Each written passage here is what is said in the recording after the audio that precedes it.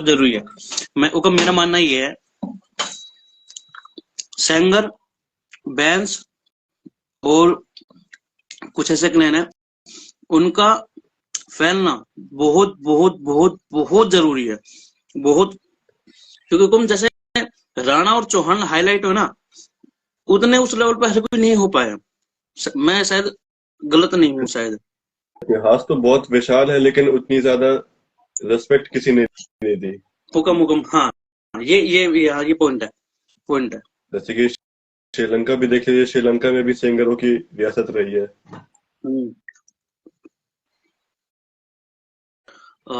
First of all सभी को हर हर महादेव, जय माता जी। मैं कौर रायपाल सिंह बोड़ाकला आज एक और नए पॉडकास्ट और पुराने इतिहास के साथ आपके साथ आया हूं और विराजमान और स्वागत करता हूं कुंवर हर्षराज शेखर सिंह बैंस जी का। हुक्म, आपका तहे दिल से स्वागत है। बहुत बहुत धन्यवाद बना। हुक्म। थोड़ा सा अब बातें चल चुकी है तो हम थोड़ा सा आपका इंट्रोडक्शन और करना चाहेंगे लोगों को। हुक्म।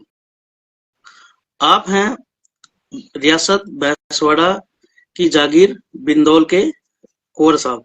तो हुक्म, आज आपके साथ हम जो बैंस क्षत्रिय अपने इतिहास को लेके हम वार्तालाप करना चाहेंगे, तो उसको लेके अपने कुछ प्रश्न होते हैं, जी बिल्कुल। तो उसी को लेके हम इस प्रक्रिया को आगे करेंगे। हुक्म, तो हुक्म आपसे आगे लेते हैं। जी बिल्कुल, स्टार्ट करें बना। तो पहला एक मेन प्रश्न होता है कि किसी भी जो चीज है उसकी शुरुआत किस प्रकार से होती है, उत्पत्ति किस प्रकार से होती है। तो उसी प्रकार हम ये पूछना चाहेंगे कि जो बैंस वंश है उसकी उत्पत्ति किस प्रकार से हुई। जी बना, देखिए बैस तो सबसे पहले सूर्यवंशी है। और सूर्यवंश की उत्पत्ति आप जैसे देखते हैं, भगवान विष्णु है। भगवान विष्णु से ब्रह्मा हुए, ब्रह्मा से विवस्वान, सूर्य, मारीच, इन सभी की लाइन में आगे बढ़े।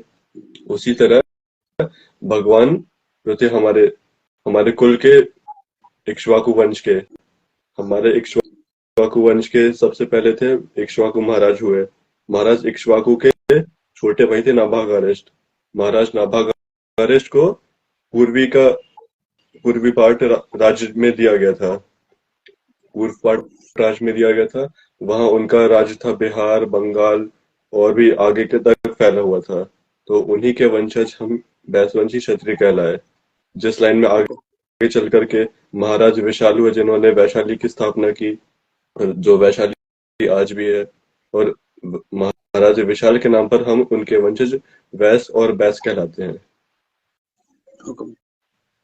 क्योंकि लोग ना कंफ्यूज रहते हैं कि what is the difference between bans and bass. तो इस चीज को लेके कि लोगों को बताना भी बहुत ही जरूरी है। लोग लड़ते हैं कि जैसे कई जगह पे चौहान की स्पेलिंग लिखते हैं CHAUHAN, काफी जगह लिखते हैं CHOUHAN, चौहान चौहान। तो एक ही बातें होती हैं, वो पुराने शब्द है। अब हल्का सा उसमें परिवर्तन करके जैसे आपने बताया, वो बहुत अच्छे तरीके से बताया है। हुक्म एंड हुक्म, कुछ मैं आपका जो जागीरी है उसके बारे में थोड़ा सा जानना चाहूंगा, काफी इंटरेस्टिंग है।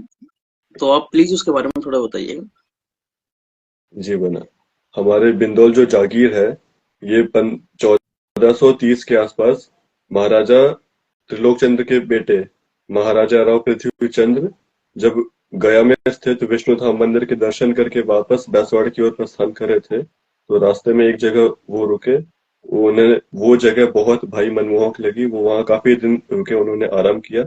और बाकी उन्होंने जाते जाते उस जगह की काफी दूर तक की भूमि खरीद ली। काफी दूर तक की भूमि खरीद ली, जिसके अंतर्गत 150 से 160 गांव आते थे। महाराजा की मृत्यु के बाद महाराजा पृथ्वीचंद जी के पुत्र जो आगे राजा हुए, उनके समय इस एरिया पर, इस जगह पर दूसरे वंश के राजपूतों ने और भूमिहारों ने काफी आक्रमण करके काफी जगह कैप्चर कर ली थी। तो इसकी सुरक्षा के लिए बैसवाड़ा रियासत के एक मुख्य थे सेनापति, उन्हें देव बाबू वीर देव जी को यहाँ की जागीर सौंपी गई थी, इलाकेदारी दी गई थी सुरक्षा के लिए। और उन्हें 150 घुड़सवार दिए गए थे, प्रदान किए गए थे रियासत की तरफ से। हुकुम। तो उन्हीं के वंशज आगे यहाँ पे चल के कंटिन्यू करते रहे और रियासत रही यहाँ के। बैसवाड़ा के मुख्य सेनापतियों में से थे और काफी विश्वासमंद रहे। और बैसवाड़ा का जब भी कोई योगदान रहा युद्ध भूमि में, सबसे पहले बढ़ चढ़ कर हिस्सा लिया। हुकुम, मैंने एक चीज और पढ़ा था कि जो बाबू वीरदेव बैंस जी रहे हैं, उनकी बाद जो पीढ़ी रही है, जी उनके जो बाद पीढ़ी रही है, उन्होंने 1857 की क्रांति और आजादी के अंदर मतलब उन्होंने काफी बढ़ चढ़कर हिस्सा लिया। और सुनने में आता है कि अ, उनकी जो आने वाली पीढ़ी रही है, जितने वीर बाबूजी मतलब महान थे, रणनीति के अंदर सर्वश्रेष्ठ माना जाता है उनको, सर्वश्रेष्ठों में भी गिनती आती है, उसी प्रकार उनकी जो पीढ़ी थी वो भी उस प्रकार से रही है। क्या उनके बारे में थोड़ा सा हम जान सकते हैं? जी बिल्कुल। बाबू वीरदेव वैसी से प्रेरित होकर के हमने अपनी वीरता को कंटिन्यू रखा। उनकी लेगेसी बनाए रखने के लिए हमने चाही कि हम उसे कंटिन्यू करें। उसी लाइन में आगे चलते हुए हमारे पूर्वज हुए राज सिंह जी, श्री लक्ष्मण सिंह जी, श्री नखीत सिंह जी, मेरे स्वर्गीय दादा राम स्वराज सिंह जी, मेरे दादाजी स्वर्गीय श्री इंद्रदेव नारायण सिंह जी, मेरे पिता ठाकुर सुजीत सिंह जी और मैं। हम सभी इस चीज को मेंटेन करने का प्रयास करते हैं और करते रहेंगे आगे भी। हमारे पूर्वजों की हमने स्मारक बनाई हुई है बिंदौल में ही, और उसी से हम प्रेरणा लेते हैं और आगे अपने कार्य स्टार्ट करते हैं। आजादी के अंदर उनका क्या, किस प्रकार से महत्वपूर्ण कार्य रहा है ये चीज? और आजादी में देखिए बना, आजादी की लड़ाई जब छिड़ी 1857 की, तो उस वक्त हमारे बैसवाड़ा के महाराजा थे महाराजा राव रामबख्श सिंह जी। जब दरबार की तरफ से पत्र आया कि अंग्रेजों का विरोध करना है और इनसे लड़ाई लड़नी है, तो फिर ठाकुर साहब जो थे हमारे बिंदौल के राज सिंह जी, इन्होंने सबसे पहले विद्रोह स्टार्ट किया बिहार में, गया जिले में। हुकुम। और गया जो था एक समय पर बड़ा परगना भी रहा है अंग्रेजों के टाइम पे। हुकुम। जो बगल की रियासतें हैं उन्होंने भी सपोर्ट किया।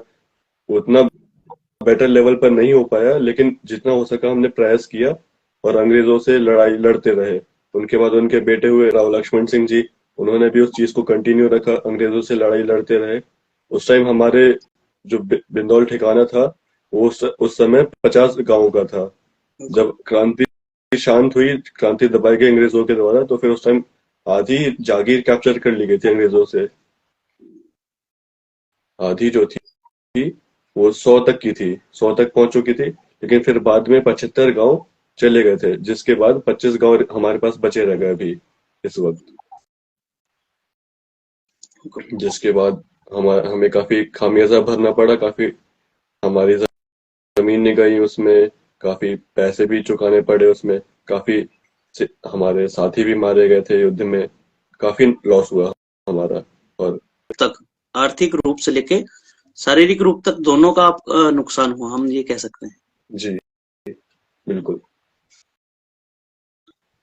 कि रहा है ये। तो देखो, ठीक है, आज समय बदल चुका है, हम मानते हैं परिवर्तन ही जीवन का नियम है, एज जैसे श्री कृष्ण जी कहते हैं। पर ये हमें चीज नहीं भूलनी चाहिए कि किस प्रकार से हमारे पूर्वजों ने वो बलिदान दिया। हम उस चीज को उस लेवल पर या उस स्तर पर हम बराबर नहीं रख सकते, क्योंकि हुकुम अब युद्ध का समय भी नहीं रहा है। परंतु हम ये तो हैं उनके सम्मान में, उनका जो रूप मार्ग रहा है, उनका जो रूप मार्ग रहा है, जिस प्रकार से उन्होंने हमें रास्ते दिखाए, हम एटलीस्ट 100% ना, 50%, 60%, 70% उस रास्ते पे भी चले, तो भी हम हमारे जीवन में कोई भी नकारात्मक चीज प्राप्त नहीं कर पाएंगे। हमेशा हमें हमारी कुलदेवी, कुलदेवता का आशीर्वाद हमारे ऊपर बना रहेगा। हम अगर 50-60% भी करते हैं तो, जी बिल्कुल। क्योंकि और जिस वही हमारा प्रकार से प्रयास भी रहना चाहिए। वो कम बिल्कुल बिल्कुल रहना चाहिए, क्योंकि जिस प्रकार से समय बदल रहा है ना, लोग भूलते जा रहे हैं। अब देखो, ठीक है, मैं देखो किसी की भावना को ठेस नहीं पहुंचाना चाहूंगा। जितने भी भगवान हैं, जितने भी देवता हैं, वे हमारे पूर्वज हैं, क्षत्रियों के पूर्वज। मैं ये ठोक के कहता हूँ, मेरे को बात पता है। श्री कृष्ण जी हमारे पूर्वज हैं। श्याम जी, श्री श्याम जी जो रिंगस के अंदर है, वे तंवर डायनेस्टी से, ये भी मुझे पता है कि लगभग लोग मानते हैं इनको। अपन क्षत्रिय मानते हैं, बहुत मानते हैं। क्षत्रिय नहीं, अन्य छत्तीस बिरादरी मानते हैं, बहुत अच्छी बात है। बल्कि कुछ धर्म के और भी लोग हैं, वे भी मानते हैं इनको, बहुत अच्छी बात है। बट मैं ये कह रहा हूँ, अगर मैं चौहान हूँ तो मैं मेरी कुल देवता को मानूंगा। वो मेरे लिए प्लस पॉइंट है। जी बिल्कुल। मेरा मानना ये है। वही मैं ये नहीं कह रहा आपकी कि लेगेसी है, उसे कंटिन्यू वो तो करना है। आप दूसरे क्लैन वाले को रिस्पेक्ट दो, बट तुम थोड़ा सा उनको ना, जैसे अब मैं कोई वीर या पीर जी को ये को मानना मेरे को नहीं लगता कोई सेंस वाली बात है। जब मेरे पास मेरी माँ है, मेरी माँ सपूरा है, मेरे देवता है या मेरे पिता समान है महादेव, तुम उनको मानोगे ना। जी बिल्कुल। ये चीजें इतिहास को जोड़ती है। किस प्रकार से जब मैंने मिहिर बोध जी को मानना छोड़ दिया, मैं प्रतिहार वंश को, मैंने मिहिर बोध जी को मानना छोड़ दिया, मैं महाराणा प्रताप करूंगा, तो अन्य जाति का तो उनको अपना पिता मानेगा ही, जैसे कि हम उदाहरण देख रहे हैं। बिल्कुल मानेगा। हमने बाकियों को तो छोड़ दिया ना। हम केवल एक को लेकर चलेंगे तो फिर कैसे चीजें सही रहेंगी। हुक्म। तो जिस प्रकार से आप बैलेंस, आपका जो वंश है उसको लेके चलने को बहुत अच्छी बात है। आप इसको लेके चलेंगे ना, तो मैं कह रहा हूँ कोई भी व्यक्ति चोरी नहीं कर पाए। आप अपने अपने क्लैन को लेके चलो, बात खत्म। बिल्कुल। दूसरों की रिस्पेक्ट करो, ऐसा नहीं कि वंशवाद या क्षेत्रवाद करना है, बट रिस्पेक्ट करो। बिल्कुल करना है। और उसी चीज को हमें आगे लेकर के जाना है, अपनी डायनेस्टी में आगे बढ़ाना है। अपने खून में हमारे जो बच्चे होंगे आगे, उन्हें आगे देना है। वही हमारी लेगेसी है, वही हमारी पूंजी है। पैसा वैसा हमारे लिए उतना मैटर नहीं करता। क्षत्रियों के लिए हमेशा से आन बान शान सब कुछ रही है। तो वक्त ही तो बदला है, हुक्म, रक्त थोड़ी बदला है। बिल्कुल बना। तो जब रक्त की बातें चल चुकी हैं, तो जिन्होंने क्षत्रियों के साथ हमेशा से धोखा किया है, हम उनके बारे में थोड़ा सा बात करना चाहेंगे। जो इस्लामिक आतंकी रहे हैं, तो मैंने ना एक चीज बहुत ढंग से सुनी है। अब जैसे मैं अपने बड़ों से सुनता आया हूँ, मैंने बुक्स में भी पढ़ा है कि ना जो रणनीति रही है बैंस क्षत्रियों की, वो ना कुछ अलग प्रकार से और अच्छी कूटनीति रहेगी, बहुत अच्छे तरीके से। तो ना उस चीज के बारे में जानना चाहूंगा। तो इस चीज का मैं आपको बेहतरीन उदाहरण देना चाहूंगा, महाराजा सुहेलदेव बैस जी का, जिन्होंने महमूद गजनवी के भांजे सलार मसूद का सर काटा था रणभूमि में आखिरी दिन, जो आक्रमण करने आया था, जिसने काफी मंदिर लूटे थे हमारे। सोमनाथ मंदिर तोड़ा, आगे भी काफी सारे मंदिरों को लूटा और तोड़ा, लेकिन आगे नहीं बढ़ पाया। और ये यही रह गया हमेशा। महाराजा सुहेलदेव बैस जी से उनका युद्ध चला था 1 हफ्ते। 1 हफ्ते के आखिरी दिन युद्ध के महाराजा सुहेलदेव बैस जी ने सलार मसूद का सर काटकर पेड़ पे लटका दिया था। इस युद्ध में सलार मसूद ने काफी तरकीबें अपनाई, काफी रणनीति अपनाई, लेकिन महाराजा सुहेलदेव बैजी ने हर एक चीज को काउंटर किया और विजय प्राप्त की। एक इसमें सबसे बड़ा इंसिडेंट था कि महाराजा सुहेलदेव गौभक्त थे, गाय की हत्या नहीं करते थे। तो ये चीज सलार मसूद को पता लगी और उसने क्या किया, फ्रंट लाइन में हरावल दस्ते जो थे उसके आगे गायों को और बैलों को खड़ा कर दिया और उनके पीछे छुप करके वार कर रहा था। तो उस हमले में हमारे काफी सैनिक वीरगति को प्राप्त हुए जा रहे थे। उस चीज को काउंटर करने के लिए महाराजा सुहेलदेव ने अपनी ट्रिक लगाई और उनके चंगुल से गायों और बैलों को छुड़ा कर लेकर आए और फिर उनके ऊपर हमला करना शुरू किया और उनका खात्मा किया, उनकी सेना का। आखिरी दिन हमारे पास भी काफी कम सेना बची थी, बल्कि सामने वालों के पास ज्यादा सेना बची थी, लेकिन फिर भी उस चीज को काउंटर किया महाराजा साहब ने और मसूद का सर धड़ से अलग किया। घोड़े पर बैठे बैठे उन्होंने एक तीर चलाया और तीर सीधा मसूद के गले में जाकर के लगा। वो अधमरा सा होकर के अपने घोड़े से गिर गया था, जबकि वो 16 साल का बालक था जो इस इन्वेजन में आया था, इन्वेजन का नेतृत्व कर रहा था इस अफगानी सेना का। लेकिन फिर उसने भी काफी वीरता दिखाई थी। हम उसकी वीरता का भी सम्मान करते हैं। लेकिन हमारा दुश्मन था और हमारे देश को लूटने के लिए आया था, तो उस चीज के लिए हम सख्त खिलाफ हैं। बिल्कुल। तो जब वो गिरा अपने घोड़े से तीर लगकर, फिर महाराजा साहब गए उसके पास। वो भी काफी लहूलुहान थे, काफी घायल हुए पड़े थे, लेकिन फिर भी उन्होंने उससे लड़ाई लड़ी और उसका सर धड़ से अलग किया और पेड़ पर टांग दिया। वो जगह आज चित्तौड़ा झील के पास है, बहराइच जिले में, यूपी में। और काफी टूरिस्ट वहां पे आते हैं उस चीज को देखने के लिए, काफी फेमस जगह है। और वहां पर आज सालार मसूद के नाम की दरगाह बनी हुई है, वहां पर जाके लोग उसको पूछते हैं। जो कि कभी एक सूर्य मंदिर हुआ करता था एक जमाने में, महाराजा सुहेल देव के समय। भारत का सबसे बड़ा सूर्य मंदिर वही था, जो कि बाद में कोणार्क सूर्य मंदिर अब हो चुका है। उस टाइम पे काफी भव्य मंदिर था, उसमें नवग्रहों का एक अलग मंदिर था बना हुआ, जहाँ पे सबकी मूर्ति स्थापित थी। काफी भव्य मंदिर था और काफी विशाल था। इसकी विख्यात जो काफी दूर दूर तक फेमस था, जहाँ पे बहुत से दूर दूर से लोग आते थे उसे देखने के लिए, विजिट करने के लिए। हुक्म। अ, जिस प्रकार से आपने बताया कि ये युद्ध हुआ था, तो मैंने ये सुना है कि जो ये युद्ध हुआ था, जो जिसका नाम महाराजा सुहेलदेव ने, जो सेना थी, उसका नाम भारत की सेना या भारतीय सेना रखा था। क्या उसमें अलग अलग रियासतों के राजा भी थे क्या? जी बिल्कुल।